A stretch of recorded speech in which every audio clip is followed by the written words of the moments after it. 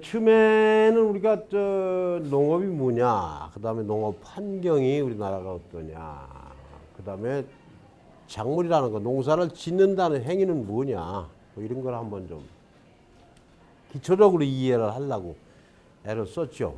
그래서 누구한테 물어볼까? 저기 질문 많이 하시는 분한테 나도 한번 질문 한번 할게. 리코메 법칙을 들어봤어요? 리코메 법칙이라고 해서 들어봤어요? 아, 그날 안 나오셨구나. 리코메 법칙이 뭔지는 몰라 듣긴 들었죠, 이름을. 리코메 법칙. 예? 정단 우세성이니 뭐니 하는 얘기. 그러니까는 리코메 법칙 찾으러 나가는 거. 이게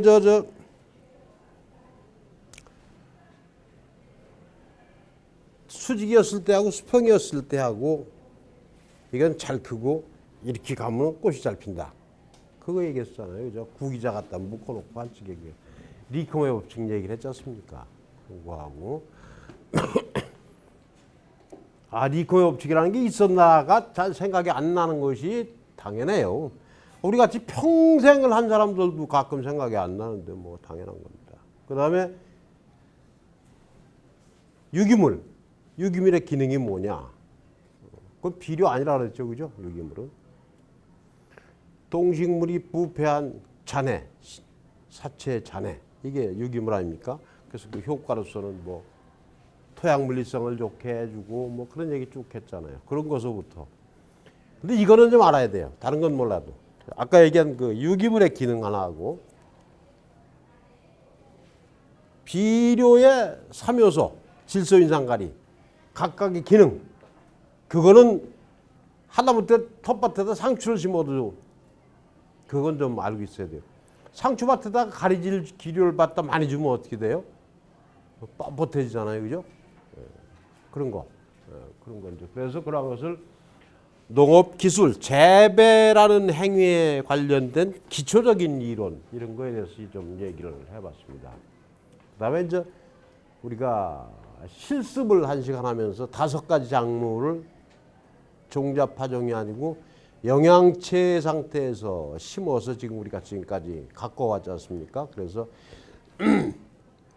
5가지 식물은 심을 때 그 영양체 모양이 어떻게 생겼었는지도 이제 실습을 했고, 그다음에 이제 이게 나중에 캘 때도 와서 이제 어떻게 하기로 했는지 모르겠는데 캘 때도 와서 한번 캐 보시고 그렇게 했으면 좋을 것 같습니다. 그리고 이제 한 번은 농촌진흥청의 약용식물원을 가서 견학을 하는 기회를 한번 가졌습니다.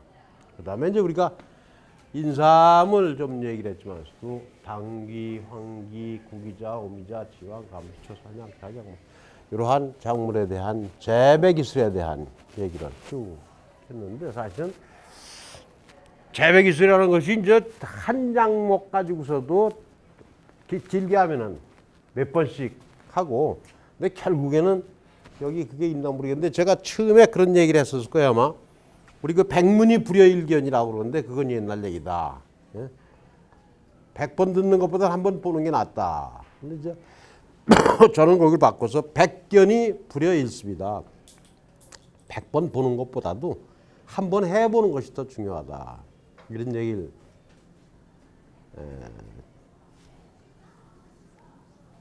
도입부에서 말씀을 드렸던 것 같습니다. 그래서 지금 이제 우리가 귀농 귀촌 얘기 나온 게 많고, 요새는 또 뭐 나는 자연인이다도 있고 또 다른 프로도 있고 막 나도 자연인도 있는 것 같아요. 그래서 얼핏 보니까 이제 귀농, 귀촌, 도시농업은 뭐냐? 농한다는 거는 먹고 사는 것, 촌에 가서 먹고 살 거리를 농사 지면서 충당하는 것이 귀농이고, 그냥 좋은 데 가서, 공기 좋은 데 가서 내 먹거리 살짝 운동 삼아서 하고 소득을 거기다가, 그러니까 생계를 그 농촌에서 발생하는 소득을 가지고 생계를 유지하면 귀농이 되는 거고, 그냥 웰빙식으로 나가서 공기 좋은 데서 운동 삼아 소일하면서 살겠다면 이제 귀촌이 되겠죠. 그래서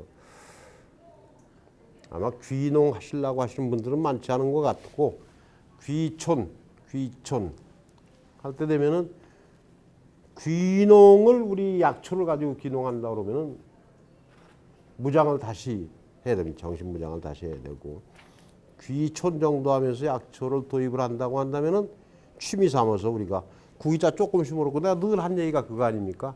뒤에 조금 좀 터만 있으면 요것저것 하면 아기자기하게 재미있게 내 식구 먹을 정도만 아주 좋은 보약제, 농약 안 쓰고 이런 건 할 수 있다. 그런 얘기를 했으니까 귀농을 하든 귀촌이 되든.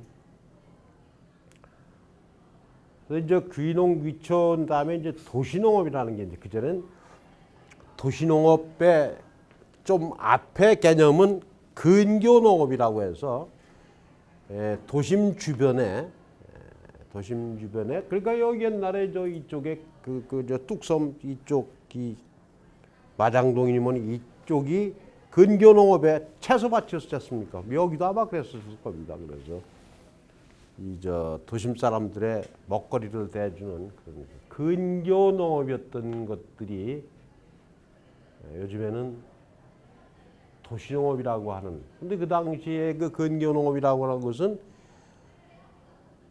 먹고 살기 위해서 남한테 공급하는 것이 근교농업이었었고 지금 도시농업은 여가 선용 겸 웰빙 이런 차원에서 내 스스로 나를 위해서 남한테 팔아먹고 하는 물론 저 소득도 목적으로 하지만서도 약간의 그 저기는 좀 바뀌지 않았나 이런 생각을 합니다. 그래서 텃밭이라든지 공안지라든지 옥상, 그다음에 실내를 활용한 취미생활 내지는 건강한 먹거리 일부를 자족하는 것이 요즘에 얘기하는 도시농업의 개념이다.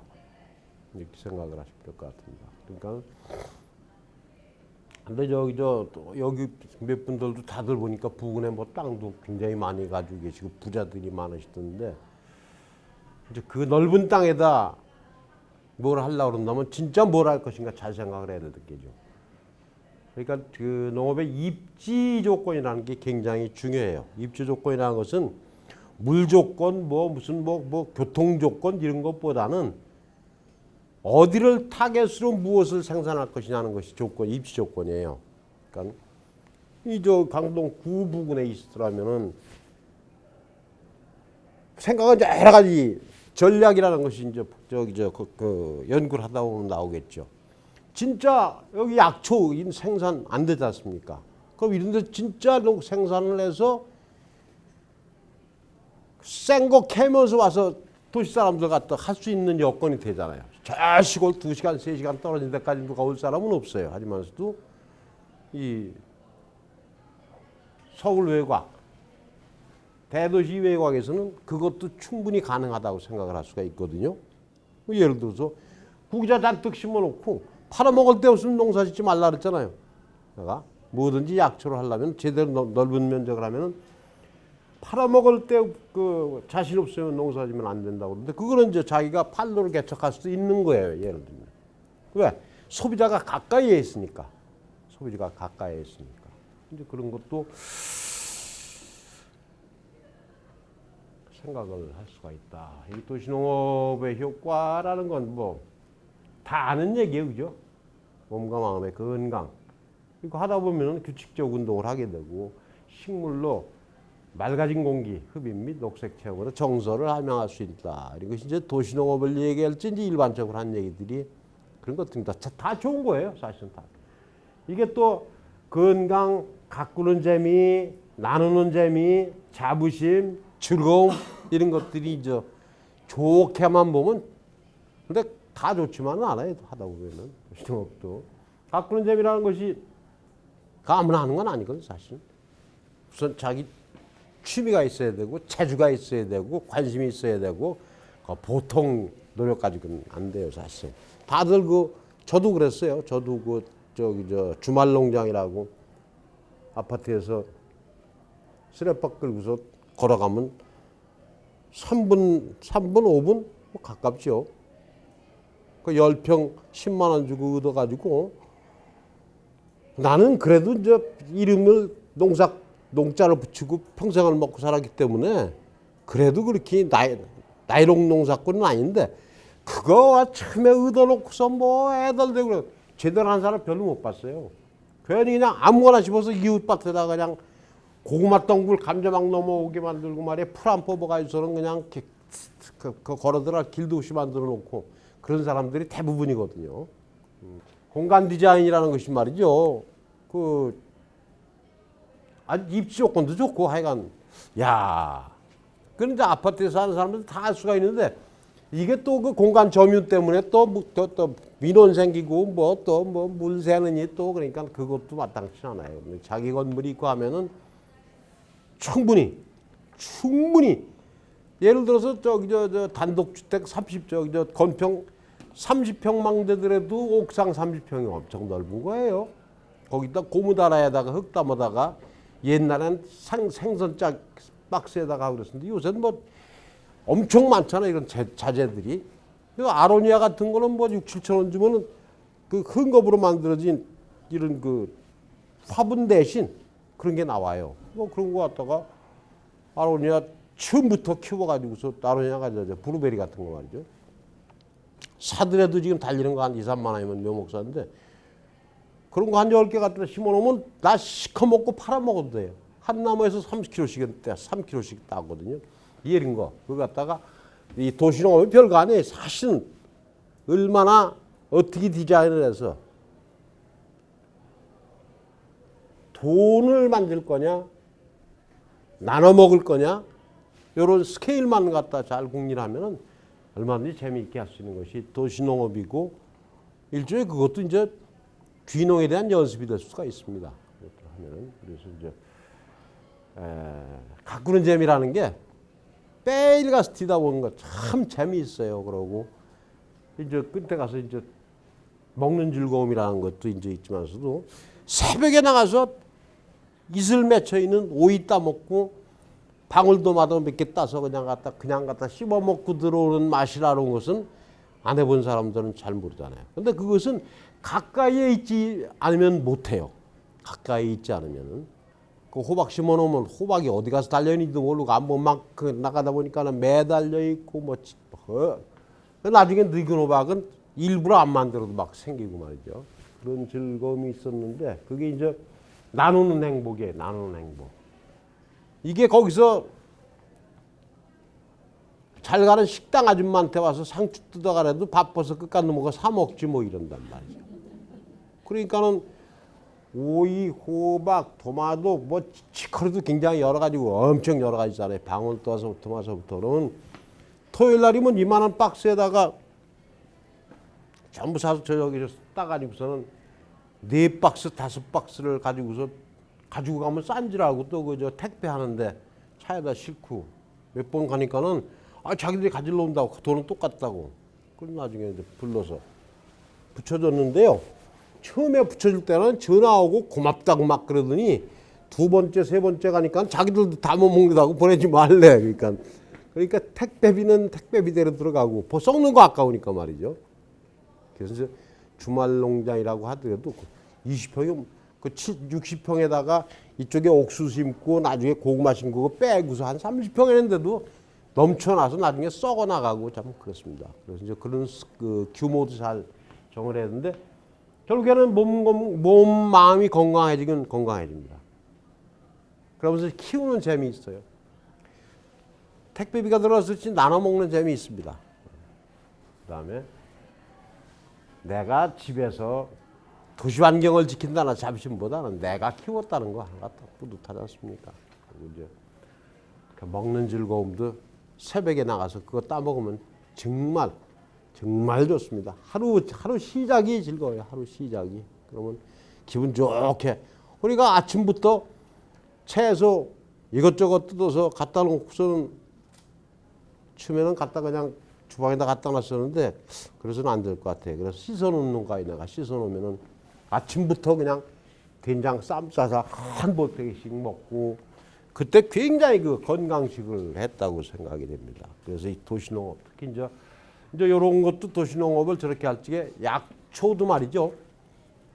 쌈으로 해 먹을 수 있는 것들이 많거든요. 쌈으로 해 먹을 수 있는 것들. 이제 그런 것들 좀 도입을 하면은 이 도시농업의 이런 효과 이런 거하고 같이 엮일 수가 있다.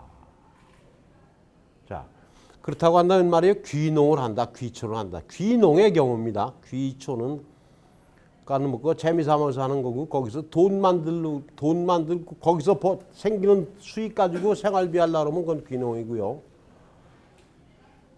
이게 예를 들어서 약초를 가서 농사를 져서 귀농 여기서 돈을 좀 만들겠다. 생활비 여기서 뽑아야겠다. 돈을 벌어야겠다. 근데 평생을 살았던 자기 고향에서 공무원질 그만두고 나가서 쭉 짜고 일해도 농사 지어서 1년에 4천만 원, 5천만 원 만드는 거 엄청 힘들어요. 지 동네에서, 지가 난 동네 시골에서. 농사는 그렇게 올인할 정도의 농사. 근데 다들 여기 와서 앉아 계신 분들은 그렇게 올인해서 농사할 분들은 없으리라고 내가 봅니다. 우리 전 선생님만 또 나중에 저기 가서 정선 가서 뭐 하시려고 그러는 것 같은데 너무 그러지 말아요. 그러면 그래 이제 많이 한다고 그런다면 이제 그 동네에 그 각 장목 당비나 뭐 할 때 뭐 고냉지가 좋다 뭐 이런 얘기 했잖아. 인삼농사할 적에 서북향이 좋다는 식으로다가 지형이라든지 기상이라고 하는 것이 38도선 돼서 32도선까지 밖에 그 위도 차이가 별로 우리는 없기 때문에 그렇지만서도 국지미 이상이라는 건 차이가 있어요. 올해 얼마 전에 비 온 거 봐봐요. 일기예보가 뭐 서울에서 내리갔다 올락 막 그러더니 여기는 바짝 나는데 저기는 그냥 장마지고 그 옛날부터 그랬잖아요. 5월 저 장마는 소잔등을 가른다고 그랬어요. 소잔등을 가른다. 고개 넘어서 이쪽에 그냥 새까맣게 빛 떨어지는 게 보이잖아. 여기는 햇빛만 끝나고 5년 소내기는 소잔등 가른다 식으로다가 그런 그 지형에 따른 기상의 차이가 그때 많이 발생을 하기 때문에 이러한 지형이라든지 기상을 고려해서 작목을 선택을 해야 된다. 그 다음에 또 경작지 토양 조건을 고려한 토양 조건은 사토, 양토, 식토, 사양토, 식양토 이렇게 5가지로 나눈다 그랬잖아요. 근데 대부분 질 좋은 게 사양토, 사토, 식양토. 가운데 뭐든 중간 가는 게 질 좋거든요. 사양토가 좋다고 그랬는데 다 땅이 사양토냐 아니잖아요. 대신 그러면 지형이라고 하는 것은 어느 정도 구배가 있어서 이런 그 경사가 생기면은 물이 직접 배수는 안 되더라도 흘러서 빠지는 배수는 될 수가 있고 그렇기 때문에 그런 걸 잘 봐가면서 이 밭 같으면은 내가 밭을 고르는 것은 힘들어요. 처음에 밭을 살 때는 고르겠지만서도 가지고 있는 밭 같으면 밭은 부동의 요인이고 이건 움직일 수가 없는 거고 그러면 거기다가 어떤 작물을 집어넣는 것이 좋겠는가는 검토를 많이 해야 된다 이런 얘기죠. 그러다 보면은 뭐를 심겠다고 했으면은 제일 중요한 것이 제가 그저 복분자 얘기하면서 그런 얘기 분명히 했을 겁니다. 복분자도 아닌 복분자 같은 걸 심어놓고 있는 사람들이 있다고 그랬잖아요. 그러니까는 정확한 종자 종묘가 확보가 돼야지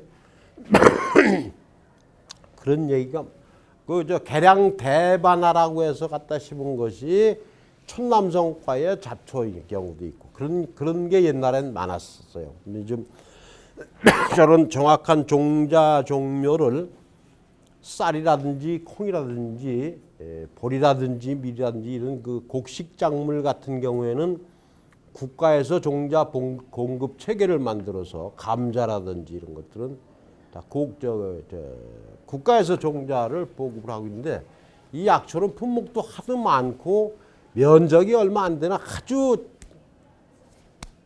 비중이 작은 마이너크라기 때문에 근데 처음에 제가 약용작물 일반 현황을 얘기를 할 적에 돈으로 따질 적에는 과수원하고 채소농사 짓는 것보다 약초농사가 훨씬 소득이 높았어요. 생산액으로 따지면 굉장히 많아요.